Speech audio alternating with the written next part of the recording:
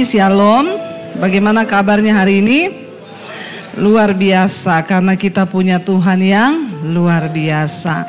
Iya Bapak Ibu, iya kita percaya bahwa selama kita ada di dunia ini memang kita semua harus berperang menghadapi pergumulan dan juga persoalan di dalam hidup. Namun kita percaya juga Dia Tuhan yang bertanggung jawab atas hidup kita. Mari kita langsung saja baca bersama Ulangan pasal 31. Ulangan pasal 31 mulai dari ayat yang pertama saudara ya. Kita lihat di sana firman Tuhan Ulangan 31 dari ayat yang pertama mulai.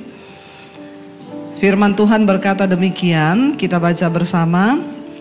Kemudian pergilah Musa lalu mengatakan segala perkataan ini kepada seluruh orang Israel. 2. Berkatalah ia kepada mereka, aku sekarang berumur 120 tahun. Aku tidak dapat giat lagi dan kepadaku sungai Yordan ini tidak akan kau seberangi. Ayat 3. Tuhan Allahmu dialah yang akan menyeberang di depanmu. Dialah yang akan memunahkan bangsa-bangsa itu dari hadapanmu sehingga engkau dapat memiliki negeri mereka.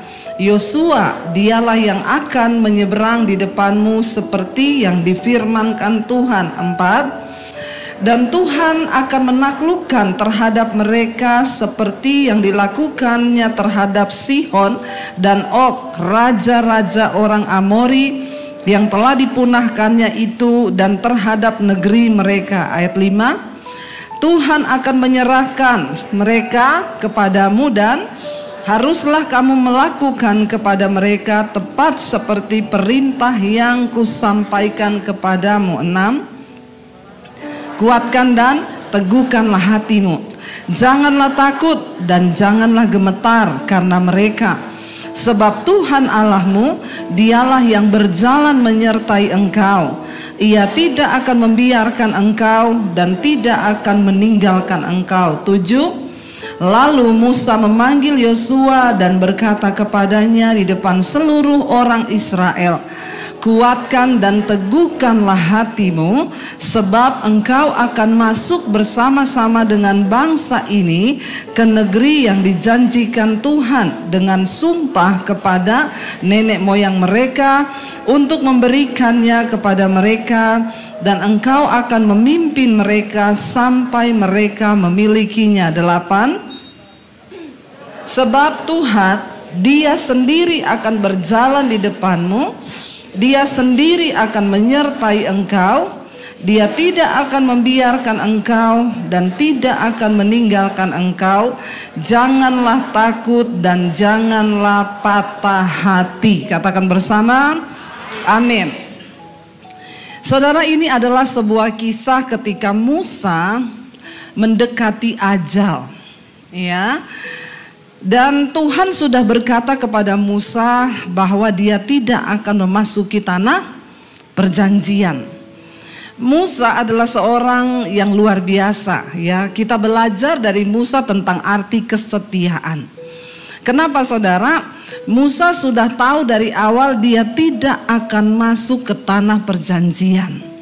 Tapi dia tetap menyelesaikan tugasnya sampai selesai. Tinggal menyeberang sungai Yordan dan bangsa itu akan memasuki tanah Kanaan. Sampai di situ Musa dikatakan di sana dia berumur berapa? 120 tahun. Ya, kenapa Musa berhenti di situ? Bukan karena tua, bukan karena sudah tidak bisa apa-apa. Karena firman Tuhan berkata, sampai dia mati penglihatannya masih baik dan kekuatannya tidak menurun. Tapi Tuhan bilang sudah sampai di situ dia giatnya bekerja, karena Tuhan telah berfirman bahwa dia tidak akan memasuki tanah perjanjian. Coba kalau saya balik kepada kita semua malam ini, kalau kita tahu, ya, kalau kita jadi Musa, Bapak Ibu, tanah perjanjian itu adalah tempat yang didamba-dambakan. Semua orang Israel, karena Tuhan berjanji itu negeri yang penuh dengan susu dan madu.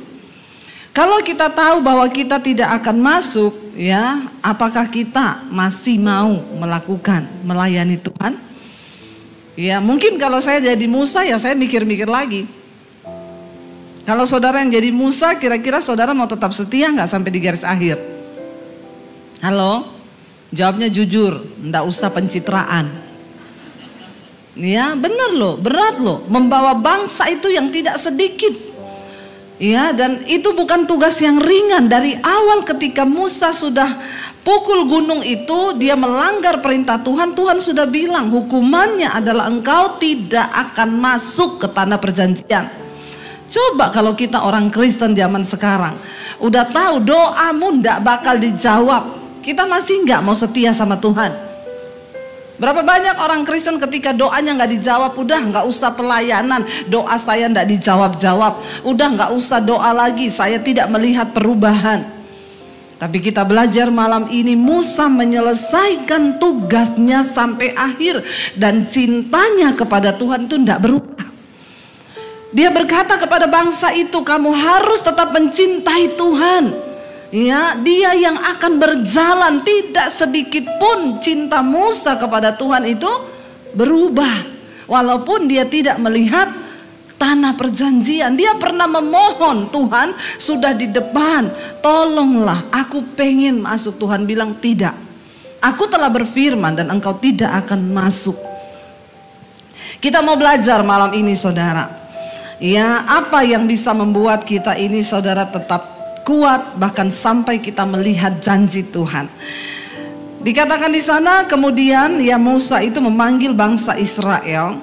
Di depan mereka dia berkata, aku sudah berumur 120 tahun, tetapi perjalanan ini harus tetap dilanjutkan. Seberat apapun hidup kita hari ini, kita harus tetap. Yang lagi ada masalah, angkat tangan. Yang lagi ada masalah saja. Yang tidak ada masalah pulang saja. Ya, yang lagi ada masalah siapa? Tolong angkat tangan. Ya, oh baru ngaku semua ada masalah ya. Ternyata semua ada masalah. Ya, saudara, sekalipun saudara ada masalah, saudara masih mau tetap hidup nggak? Yang mau tetap hidup angkat tangan.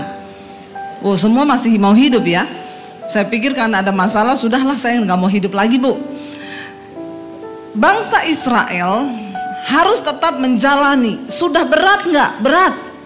Mereka sudah melalui 40 tahun di padang gurun, dan generasi pertama yang keluar dari Mesir sudah mati semua menjadi bangkai. Tapi mereka harus tetap melanjutkan perjalanan, tidak boleh menyerah di tengah jalan. Bapak Ibu yang terkasih, seberat apapun persoalanmu, engkau harus tetap berjalan dan selesaikan pertandinganmu sampai di garis akhir. Karena bukan bagaimana soal kita memulainya, tetapi bagaimana soal kita mengakhirinya. Katakan. Rasul Paulus berkata, saat kematianku sudah dekat, ajalku akan segera tiba, dan aku telah menyelesaikan pertandingan imanku dengan baik. Ini ayat sering dipakai, ditulis di kubur-kubur dan batu nisan. Aku telah mengakhiri pertandingan iman dengan baik, dan aku telah memelihara imanku. Yang tulis orang yang hidup atau yang mati? Padahal belum tentu yang mati itu menyelesaikan pertandingannya dengan baik. Iya apa ya? Jadi kalau mau tulis di batu nisan, hati-hati, dipikir dulu, jangan main comot ayat. Amin. Tapi saya berdoa semua kita yang hadir malam ini nanti patut ditulis tulisan itu di batu nisan kita. Amin. Berarti udah pengen mati semua. Ya. Ayo kita pastikan kita mengakhiri pertandingan iman kita dengan baik, sehingga kita bisa berpesan, kalau aku mati, tolong tulis di batu nisanku ayat ini bahwa aku telah mengakhiri pertandingan iman dengan baik dan mencapai garis akhir. Jangan hanya orang yang hidup yang tulis, yang mati padahal ya begitulah saudara, hidupnya nggak karu-karuan, ya akhirnya ditulis seperti itu, matinya tabrakan karena lagi mabok. Tulisannya aku telah mengakhiri pertandingan iman, padahal lagi mabok saudara. Ya, hati-hati. Mari bukan soal bagaimana kita memulainya, tetapi bagaimana kita mengakhirinya. Di sana Musa katakan begini ya, dia akan segera mati, tapi Tuhan berpesan, kamu harus tetap menyeberangi sungai Yordan untuk memasuki tanah perjanjian. Lalu di sana dia katakan begini, Tuhan Allahmu, Dialah yang akan menyeberang di depanmu, Dialah yang akan memunahkan bangsa-bangsa itu dari hadapanmu, sehingga engkau dapat memiliki negeri mereka. Yosua, Dialah yang akan menyeberang di depanmu seperti yang difirmankan Tuhan. Musa meyakinkan bangsa itu bahwa ingat, yang akan menyeberang di depanmu itu Tuhan sendiri yang akan menyertai engkau. Katakan amin. Bukan aku, bukan karena Yosua, tapi berulang-ulang kali dia berkata, dan ayat yang keempat, dan Tuhan akan melakukan terhadap mereka seperti yang dilakukannya terhadap Sihon dan Og, raja-raja orang Amori yang diserahkan ke tangan orang Israel, dibunuh oleh mereka, dan akhirnya mereka bisa lolos dari tangan orang Amori. Saudara, mari kita sadari malam ini bagaimana supaya kita menang dalam pertandingan hidup ini. Yang pertama, sadarilah Tuhan yang akan menyertaimu. Katakan, jangan cari pendeta, ya, jangan cari bapak gembala, tapi cari Tuhan. Kenapa saudara? Ketika Yesus disalib kita masih merayakan Paskah, ya. Ketika Yesus disalib, mahkamah agama, para imam-imam mencari alasan yang tepat agar mereka bisa menjatuhkan hukuman mati kepada Yesus. Bahkan tidak tanggung-tanggung didatangkan saksi-saksi palsu untuk memberatkan Yesus di depan mahkamah agama supaya dia bisa diseret, digantung di kayu salib. Tapi Alkitab mencatat ternyata kesaksian dari para saksi palsu tidak cukup memberatkan untuk Yesus layak dihukum mati. Lalu bingung mahkamah agama dan para orang Farisi, imam-imam itu bagaimana supaya dia ini mati. Lalu ada satu orang yang berkata, bukankah dia ini yang berkata, aku akan merobohkan bait Allah dan membangunnya dalam waktu 3 hari. Ketika mendengarkan itu, mahkamah agama, para imam dan orang Farisi yang ada bersama-sama dengan mereka semuanya menjadi marah. Yesus tidak membutuhkan saksi palsu untuk membawa dia disalibkan, karena memang dia datang untuk mati. Yesus bukan pecundang yang harus memakai saksi palsu. Dia harus datang untuk mati dengan sebuah alasan yang tepat. Dan itu adalah alasan yang paling tepat. Dia berkata, aku akan merobohkan bait Allah dan membangunnya kembali dalam waktu 3 hari. Kenapa orang Farisi, para imam, mahkamah agama menjadi marah besar? Karena bagi mereka bait Allah itu adalah sebuah bangunan yang sangat penting dan itu sakral. Kenapa Bapak Ibu? Karena disitulah tempat mereka bertemu dengan Tuhan. Para imam akan masuk ke ruang maha suci untuk mempersembahkan korban kepada Allah dan menerima korban penebus dan pengampunan dosa bagi umat. Tetapi zaman itu para imam yang akan masuk ke ruang maha kudus itu harus benar-benar kudus. Kalau tidak dia mati di dalam ruang maha kudus. Makanya dulu para imam kalau akan bertugas, saya baca di Alkitab mereka sampai takut tidur kalau malam. Kenapa Bapak Ibu? Karena kalau sampai dia mimpi basah, dia mati di dalam ruang maha kudus itu. Betapa kudusnya Tuhan. Ketika dia masuk di ruang maha kudus, dia harus diikat kakinya pakai lonceng yang menandakan bahwa dia masih hidup. Kalau lonceng itu masih bunyi berarti imam itu masih hidup. Tapi kalau lonceng itu sudah tidak berbunyi, maka dipastikan imam itu mati sudah di dalam ruang maha kudus. Karena kekudusan Tuhan membakar dia yang tidak kudus. Betapa kudusnya Tuhan itu. Ya, zaman sekarang banyak orang melayani Tuhan, habis bersinah naik di atas mimbar, hidupnya belum beres, sudah melayani Tuhan. Ya, kalau kita belajar saudara, betapa luar biasa kekudusan Tuhan, dan dia belum berubah, dia masih tetap sama Allah yang kudus, yang harus kita hormati, katakan amin. Saudara, ketika Yesus mati, pemisah antara ruang maha kudus dengan ruang kudus halaman pelataran, Alkitab berkata itu tabir terbelah menjadi dua. Artinya apa? Tidak ada lagi pemisah antara umat itu dengan Bapa. Tidak perlu lagi imam masuk untuk mendamaikan dosa umat dan Allah. Semua kita mendapatkan hak istimewa untuk berjumpa dengan Tuhan secara pribadi. Tidak usah pakai perantara. Musa berkata bukan dia, bukan juga Yosua, tapi Tuhan sendiri yang akan membawa mereka masuk. Tuhan sendiri akan berperang melawan bangsa-bangsa itu. Mereka hanya tinggal berjalan saja. Apa yang bisa membuat kita menang menghadapi setiap pergumulan di hidup kita? Engkau harus taruh imanmu kepada Tuhan, bukan kepada pendeta, tetapi hanya kepada Tuhan yang sanggup menolong hidup kita. Katakan amin, Bapak Ibu. Jangan mengandalkan manusia, jangan mengandalkan pendeta, jangan andalkan saudaramu yang kaya, jangan andalkan siapapun, tapi taruh harapanmu hanya kepada Tuhan. Bahkan jangan taruh harapanmu pada harta, karena itu semua bisa hilang. Tapi waktu kita taruh harapan kita kepada Tuhan, maka Dia sanggup melakukan sesuatu. Berharaplah hanya kepada Tuhan, jangan kepada yang lain. Saudara, Musa berkata dia sendiri akan berjalan di depanmu.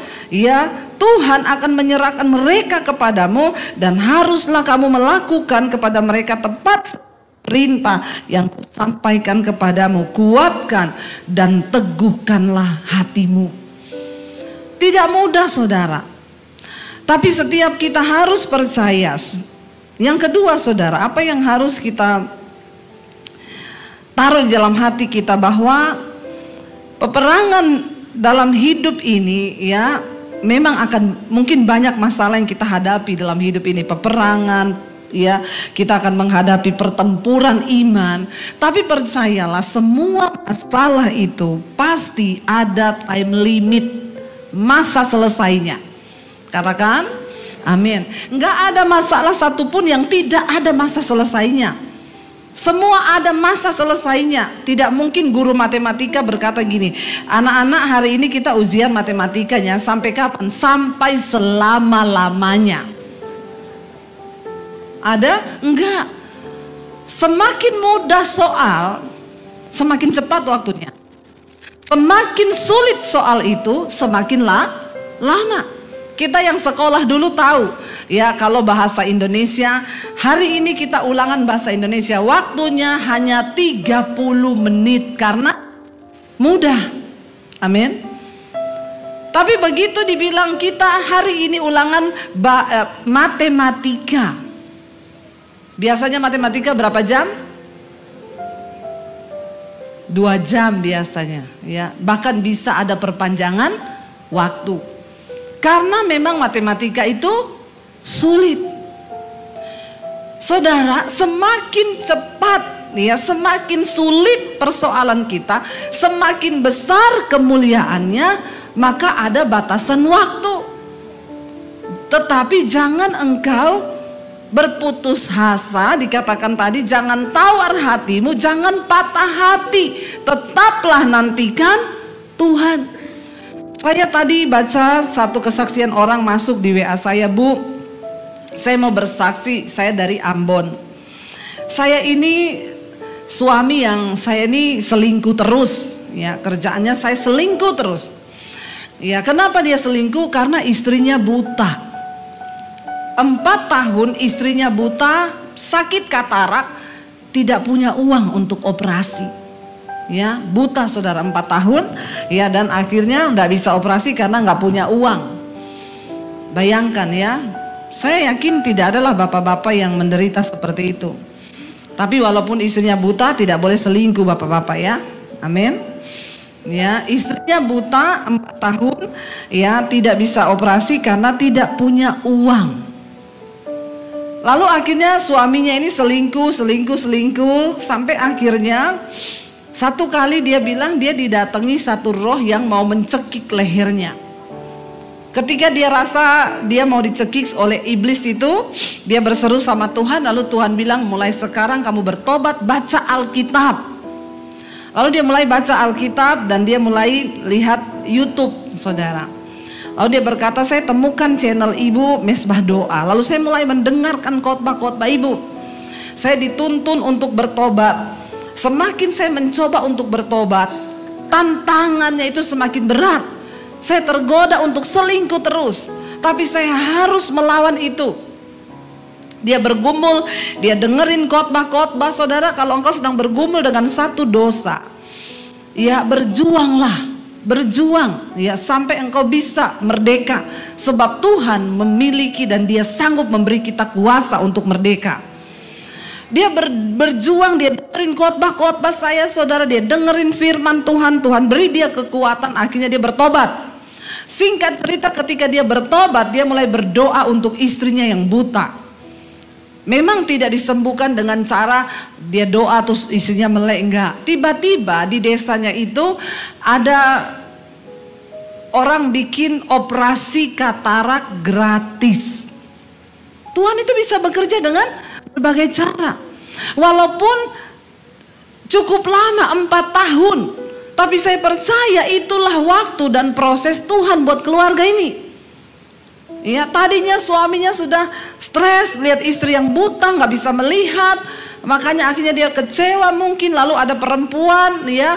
Jadi saudara, orang selingkuh itu bukan cuma orang kaya, miskin juga banyak yang selingkuh. Tapi di sini tidak ada. Insya Allah, tidak ada yang selingkuh. Amin.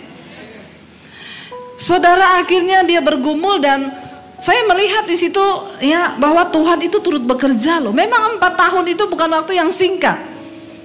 Bukan waktu yang singkat. Nunggu istri yang buta tidak mudah, saudara, bagi seorang suami.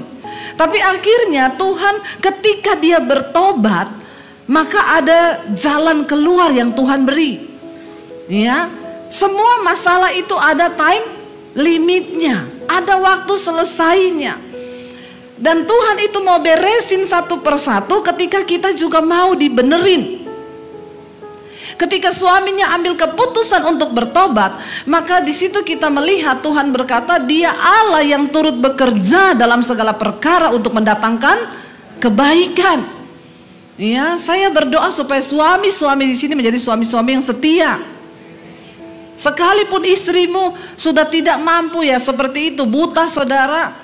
Ya, puji Tuhan, dia mendengar suara Tuhan, dia bertobat dan sekarang dipulihkan istrinya. Dia bilang, Bu Debbie, terima kasih, saya mau bersaksi sekarang istriku sudah dapat melihat, semua hanya karena anugerah Tuhan. Anugerah Tuhan loh. 4 tahun loh. Memang gak ada uang, saudara. Memang kasihan kalau orang itu di desa, saudara, ya. Tidak gampang. Tapi Tuhan turut bekerja. Ada time limit. Tidak ada masalah yang tidak ada batas waktunya. Tapi tetaplah setia, tetaplah percaya. Jangan mundur, jangan tawar hati, jangan patah hati. Tetaplah berjalan. Karena tujuan kita itu sampai pada tanah perjanjian. Jangan engkau berhenti di padang gurun, engkau jadi bangkai di situ. Amin. Teruslah berjalan. Mungkin engkau berkata, saya udah gak bisa berjalan, merangkak, merayap. Asal engkau sampai pada tujuan ilahi. Jangan pernah menyerah, Bapak Ibu. Ya, seringkali kalau masalah itu terasa semakin rumit, biasanya itu sudah semakin dekat jawabannya. Kan seperti orang mau bersalin. Rasul Paulus bilang, penderitaan yang engkau hadapi itu ya, kami ini merasa seperti orang yang sakit melahirkan. Makin sakit berarti makin dekat waktu untuk menanti kelahiran itu tiba. Ayo tetap berjuang, jangan menyerah di tengah jalan. Mungkin sekarang tapi makin parah, Bu, enggak apa-apa. Banyak orang yang datang, Bu, suamiku itu loh, makin saya berdoa makin parah kelakuannya. Doa terus, jangan menyerah. Tapi saya sudah nggak kuat, Bu. Kamu nggak kuat ya sudah, masuk lagi tuh bayi. Bener nggak? Ya. Saya ingat dulu saya mau melahirkan tanggal 24 Desember. Ya, saya sakit perut anak yang pertama. 25 saya masuk rumah sakit. Suami saya bilang, aku ada pelayanan Natal. Ini gimana? Aku tunggu kamu melahirkan atau aku pergi pelayanan? Saya bilang, kamu pergi saja pelayanan. Lah nanti kalau dia lahir, dia enggak tanya, papi mana? Terus waktu kamu enggak ada dia masuk lagi gitu? Enggak, saya bilang. Kalau dia lahir, kamu enggak ada pun tetap lahir dia. Amin. Enggak apa-apa, saya bilang pergi aja pelayanan. Ya saudara, jangan pernah menyerah. Semakin sakit, semakin dekat waktunya. Tunggu dan bersukacitalah. Kenapa? Responmu itu menentukan cepat atau lambat masalah itu dijawab. Kalau engkau berespon dengan benar, ya maka masalah itu akan segera Tuhan jawab. Tapi kalau engkau berespon tidak benar, jalanmu akan terputar lebih lama lagi di padang gurun. Karena itu percayalah bahwa setiap masalah itu ada time limitnya. Bilang kanan kirimu, masalahmu ada time limitnya. Ya, ada time limitnya. Ya, tidak selamanya. Tetaplah percaya, jangan menyerah bahwa Tuhan itu sanggup. Kuatkan hatimu dikatakan. Yang ketiga, saudara, ya, percaya bahwa semua itu tergantung kepada iman. Imanmu itu sampai di mana? Ketika Musa membawa bangsa Israel keluar dari Mesir, yang ada di depan mereka itu adalah laut. Ya, lalu Musa bertanya, Tuhan, di depan laut, di belakang itu tentara Firaun. Apa yang harus dilakukan? Tuhan berkata, arahkan tongkatmu ke laut. Dan laut itu tiba-tiba terbelah dua menjadi jalan. Ketika mereka keluar dari Mesir, mereka belum cukup iman. Jadi Tuhan harus membelah laut menjadi jalan. Tapi ketika mereka sudah sampai di perbatasan sungai Yordan, sudah melewati 40 tahun di padang gurun, mereka sudah mengalami banyak mujizat, melihat pertolongan Tuhan, iman mereka sudah mulai bertumbuh. Sekarang mereka harus menyeberangi sungai Yordan. Tuhan memberi metode yang berbeda. Tuhan gak ngomong gini, Yosua, kamu arahkan tongkat atau kamu katakan kepada sungai Yordan terbelah. No. Ketika arus sungai Yordan itu sedang mengalir dengan deras, Tuhan bilang apa? Turun ke sungai itu. Mereka nggak protes, loh Tuhan, airnya nggak terbelah loh. Dulu kan Musa terbelah. Air sungai Yordan mengalir dengan deras. Tuhan bilang, para imam yang mengangkat tabut Allah, engkau turun duluan ke sungai Yordan itu. Mereka tidak membantah, itu arusnya deras. Metode Tuhan itu berubah sesuai dengan iman. Seringkali Tuhan gak bikin mujizat di depan. Seringkali ada sesuatu yang sulit di depan dan dia suruh terus engkau berjalan. Kenapa saudara? Ketika engkau melangkah dengan iman, baru mujizat itu terjadi. Mereka nggak protes, Tuhan dulu Musa dibelah loh, sekarang airnya deras kita suruh turun. Akhirnya para imam pemegang tabut itu turun satu-satu. Waktu mereka turun, kaki mereka masuk ke dalam air. Dua orang turun, mulai sampai selutut, sampai ke dengkul, mulai sampai ke sini, sampai gini kok nggak terbelah-belah.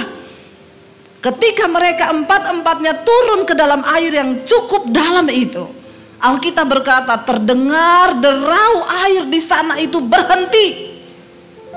Tuhan menahan air yang mengalir dari hilir itu berhenti di tengah-tengah, dan yang dari sini terputus, nggak ada aliran. Mereka bisa berjalan di sungai Yordan yang kering dan tidak ada airnya. Katakan bersama, amin.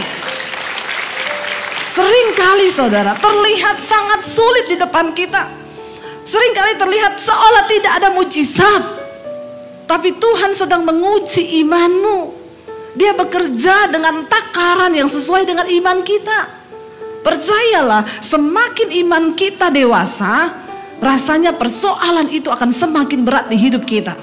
Tapi Allah itu setia dan adil. Dia tidak pernah membiarkan engkau dicobai melampaui batas kekuatanmu. Katakan amin. Saya ini mengikut Yesus, masalah demi masalah, sungai, laut yang saya harus seberangi. Tapi cukup semua kisah di dalam Alkitab membuat iman saya tetap teguh kepada Tuhan. Bahkan di tengah kami mengalami situasi yang sulit, pandemi datang, tidak punya apa-apa, kami berpikir mau jual rumah. Saya cuma berkata, engkau baik Tuhan, engkau baik. Sekalipun rumah ini saya jual, engkau tetap baik Tuhan. Iblis ngomong, kenapa kamu bilang baik? Rumah yang tadinya ada sekarang mau dijual. Saya bilang, iblis, dulu kita nggak bisa jual apa-apa, sekarang ada yang bisa dijual. Tuhan itu baik. Jangan pernah beri alasan kepada iblis untuk dia bekerja sama dalam pikiranmu menuduh Tuhan itu tidak baik. Tetapkan dalam hati dan imanmu, Tuhan itu baik. Dan dia dapat melakukan segala cara yang di luar akal logika manusia. Kalau saya melihat hari ini hidup kami, bagaimana Tuhan melakukan perkara yang dahsyat, saya itu cuma bisa bilang, Tuhan engkau wow, engkau dahsyat Tuhan. Dan kenapa Tuhan mau saudara kita mengalami hal-hal yang sulit? Supaya hidupmu menjadi kesaksian bagi banyak orang. Supaya saya tidak menjadi pendeta yang cuma katanya. Banyak pendeta bisa ngomong tapi hanya katanya. Dan firman itu tidak menjadi hidup bagi jemaat. Ia tidak mengalami. Ya, kita ketika berkata, saudara, ketika engkau tidak punya uang, mampukah engkau bersyukur? Apakah saudara pernah mengalami? Saya ngomong begitu, saya tidak pernah mengalaminya, maka saya ini cuma pendeta katanya, kayak orang buta nyanyi, pelangi-pelangi alangkah indahmu, katanya, merah kuning hijau, katanya, di langit yang biru, katanya, karena dia tidak pernah melihat. Jangan jadi orang Kristen yang tidak pernah punya pengalaman pribadi dengan Tuhan.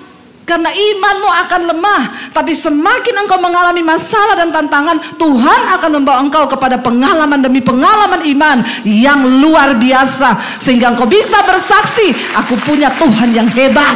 Amin. Bagaimana engkau bisa berkata Tuhan hebat kalau engkau gak pernah mengalami? Benar gak saudara? Saya sering dengar jemaat saudara, kalau dengar ada pendeta ngomong, saudara, engkau pasti kuat walaupun engkau tidak punya uang. Ya, tapi dia bilang gini, itu pendeta gak pernah rasa loh gak pernah punya uang. Loh, kita harus mengalami Tuhan. Hari ini ketika engkau sedang mengalami persoalan, makanya semua kita harus diproses. Ketika engkau selesai diproses dalam hal daging, engkau naik level diproses dalam hal uang, engkau naik diproses dalam hal harga diri. Semua kita harus diproses. Kalau kita bisa melewati satu demi satu, kita bisa melewati sungai, kita bisa melewati laut, kita bisa melewati dan kita melihat mujizat Tuhan. Bukankah perjalanan hidup kita ini dilambangkan seperti bangsa Israel? Banyak kesulitan di padang gurun, tapi bersama dengan Tuhan kita bisa setapak demi setapak melangkah sampai kepada janji Tuhan. Itu yang Tuhan mau, Bapak Ibu. Ya, imanmu itu akan menentukan mujizat yang akan engkau terima, ya. Ketika engkau punya iman, maka Tuhan itu juga turut bekerja dalam segala sesuatu. Saya dikirimi kesaksian jemaat Mesbah doa, Ibu, saya mau bersaksi, ya. Saya tuh bersyukur saudara. Ya, puluhan ribu kesaksian yang masuk di handphone saya ini. Ya, ternyata firman Tuhan itu tidak sia-sia.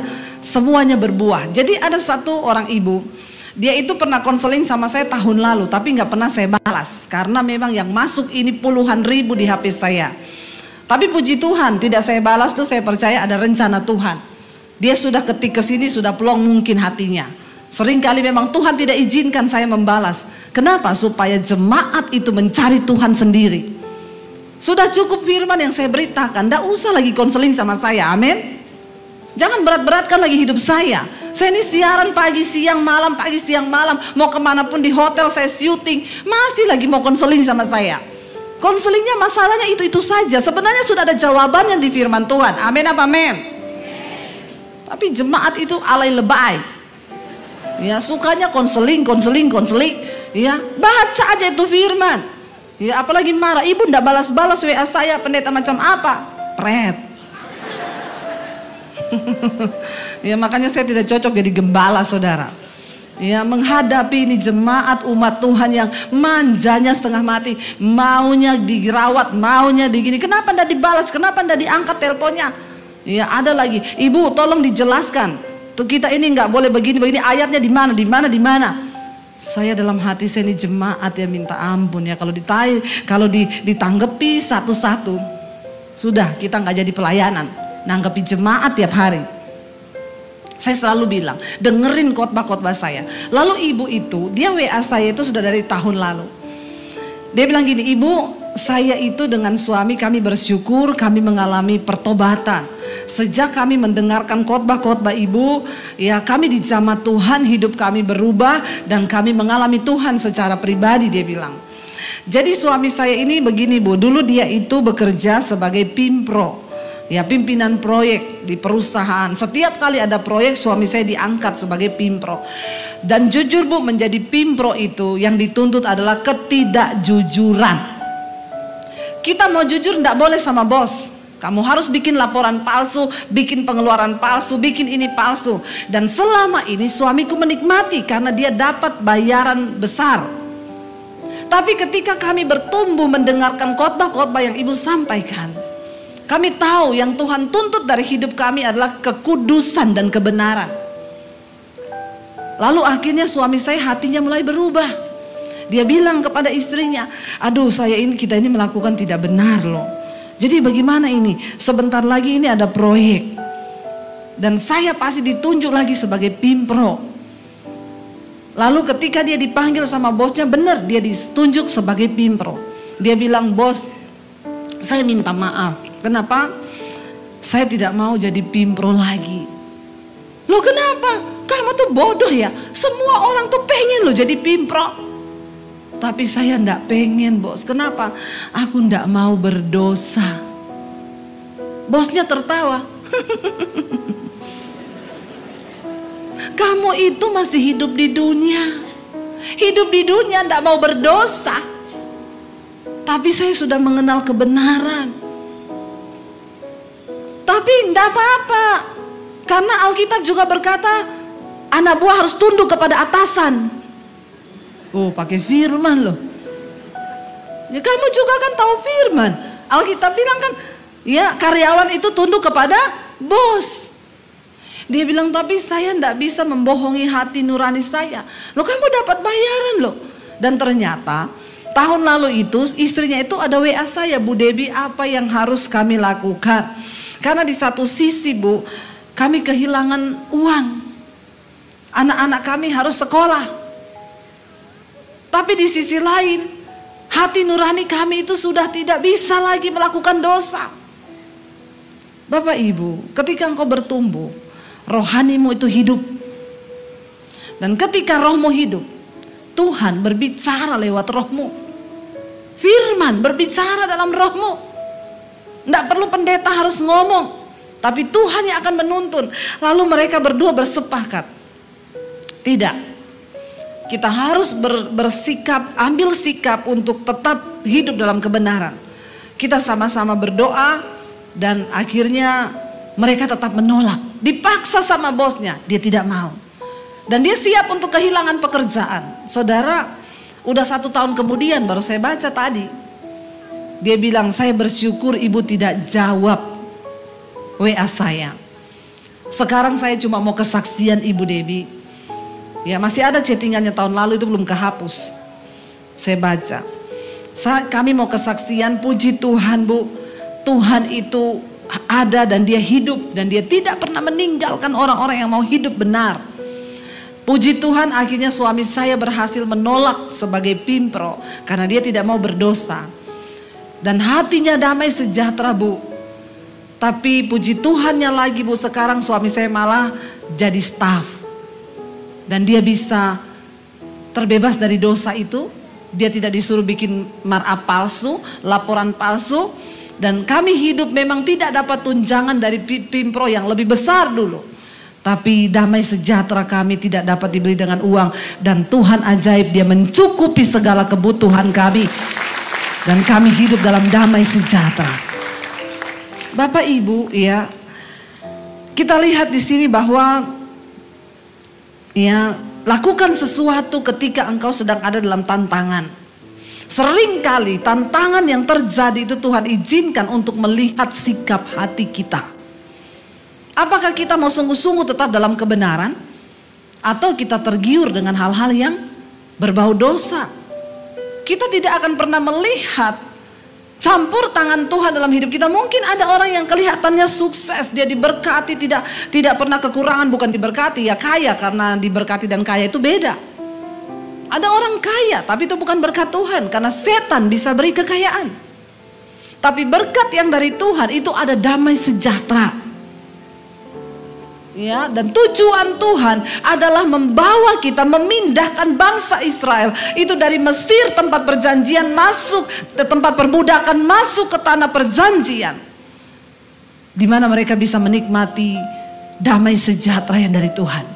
Di Mesir mereka tidak kekurangan apapun. Di Mesir mereka makan daging enak. Makanya ketika di padang gurun mereka marah-marah. Kenapa Musa engkau bawa kami ke sini? Lebih baik kami di Mesir, di sana kami makan daging, kami makan apa, puas semuanya. Walaupun kami diperbudak. Tuhan tidak mau saudara engkau cuma menjadi kaya. Tapi Tuhan mau engkau diberkati. Kenapa? Karena kaya saja belum tentu diberkati. Kaya saja tidak mampu membawa damai sejahtera. Tapi orang yang diberkati karena dia hidup dalam kebenaran, hidupmu disertai damai sejahtera. Dan itulah hal kerajaan sorga. Tuhan mau kita hidup dalam sorga, walaupun kita masih di bumi. Ada kebenaran, damai sejahtera, dan sukacita yang dari Tuhan. Katakan amin. Ya, jangan tertipu dengan dunia ini. Ya, mari kita sama-sama mau berubah, tanya pada Tuhan apa yang Tuhan mau bentuk, apa yang Tuhan mau rubah dari hidup kami. Dan yang terakhir saudara, jangan engkau biarkan keteganganmu, persoalanmu itu berubah menjadi ketakutan. Masalah tetap masalah, tapi ketakutan itu kita yang undang. Masalah itu semua orang akan alami. Tapi responmu, engkau menjadikan itu sebagai ketakutan atau intimidasi, itu adalah pilihanmu. Makin stres kita, Alkitab berkata dengan kekhawatiranmu, dengan ketakutanmu, engkau tidak bisa mengubah apapun di hidupmu. Jadi daripada saudara khawatir, lebih baik belajar percaya, bernyanyi, dan teguhkan imanmu kepada Tuhan. Amin. Sama-sama kan? Kita mau marah-marah, kita mau khawatir, kita mau takut, sama aja kan? Tidak ada yang berubah kan? Tapi ketika kita mulai belajar percaya, nyanyikan pujian, naikkan penyembahanmu, justru Tuhan sanggup bekerja. Makanya Musa berkata, jangan takut ya. Berulang kali kuatkan dan teguhlah hatimu, jangan takut dan gemetar. Siapa yang bisa menguatkan hati kita? Tidak ada orang lain, dirimu sendiri. Katakan, aku harus menguatkan hatiku. Kita nggak bisa saudara minta sama orang untuk kuatkan hati. Iman kita dengan Tuhan, sikap hatimu dengan Tuhan, itulah. Makanya ayat ini berkata, teguhkanlah hatimu, kuatkanlah hatimu, dan jangan takut, jangan gemetar. Jangan biarkan masalahmu berubah menjadi sebuah ketakutan. Karena orang yang takut itu tidak beriman. Orang yang khawatir tidak percaya. Tapi ketika kita percaya, maka Tuhan berkata, Dia yang akan berperang. Bukan Yosua, bukan Musa, tapi Tuhan sendiri yang akan berperang. Saudara, dengan kekuatan kita begitu terbatas. Saya mengalami di tengah masa pandemi, apa yang harus kami lakukan Tuhan? Mau jualan apa? Anak saya mau kuliah, bagaimana caranya? Saya cuma bisa angkat tangan dan berkata, aku tidak akan pernah menyalahkan Engkau Tuhan. Aku akan jalani semua yang harus aku jalani. Tapi dari mulutku tidak akan pernah menuduh bahwa Tuhan itu jahat. Engkau Tuhan yang baik. Dan saudara, ketika Dia melihat imanmu, Dia mengubahkan keadaan saya. Itu hanya semudah Dia berfirman. Semudah membalikkan telapak tangan. Itu Tuhan kita. Itu Tuhan kita. Saya bukan cuma bicara, saya mengalami apa yang Tuhan janjikan. Di tengah ketidakberdayaan, di tengah sesuatu yang sudah rasanya tidak ada jalan, saya memilih meneguhkan hati untuk percaya pada firman. Setiap hari saya berusaha nyanyi, saya berusaha teguhkan hati saya. Di tengah badai, di tengah persoalan kami tetap melayani. Jangan pernah mundur, aku tetap percaya bahwa Tuhan yang sanggup. Jangan tinggalkan iman. Di tengah pergumulan yang datang, di tengah pandemi itu saya ingat lagu kesayangan saya. Kau kuatkan, aku bertahan. Kau harapan dalam kesesakan. Kau buktikan kesetiaanmu Tuhan. Engkau Allah Immanuel. Iblis ngomong menghibur diri. Mana Allah Immanuel? Habis ini kau jual rumah. Saya ngomong kau kuatkan, aku bertahan. Walau dengan air mata yang bercucuran. Saya bilang aku tidak akan izinkan engkau iblis melemahkan imanku. Tuhan yang menguatkan aku dengan bercucuran air mata saudara. Dan ketika dia lihat imanmu teguh tidak tergoyahkan, maka cepat atau lambat pertolongan itu akan datang. Dia Tuhan yang tidak pernah berdusta. Dia Allah yang berkata ya dan amin. Dia Tuhan yang tidak pernah berbohong. Jangan pernah engkau ragukan janji Tuhan. Dia yang berjanji engkau akan memasuki tanah itu. Apakah engkau percaya? Apakah kita mau percaya kepada Tuhan bahwa Dia Allah yang sanggup saudara? Ketika kita percaya, maka jangan biarkan persoalan itu berubah menjadi ketakutan. Engkau berhak memilih hari ini. Apakah engkau akan jadi khawatir dan takut? Atau engkau berkata Tuhan aku memilih untuk tetap percaya.